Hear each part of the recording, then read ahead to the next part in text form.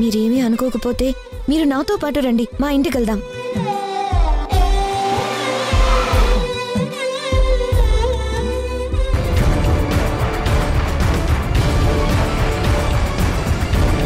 Hello, ఎవరండి? అసలు ఆవిడకి ఏమైంది? ఎందుకు ఇంట్లో నుంచి పారిపోవాల్సి వచ్చింది? ఆవిడ మెట్ల మీద నుంచి పడిపోవటం వల్ల తలకి బలమైన గాయమైందండి. ఓకే అండి మధు గారు, 1 గంటలోపు మీరు అక్కడికి వచ్చేయండి. ఆవిడని తీసుకొని వెళ్దురు గాని. అత్తయ్య, మిమ్మల్ని వదిలిపెట్టే ప్రసక్తి లేదు. మీ ప్రాణమన్నా పోవాలి,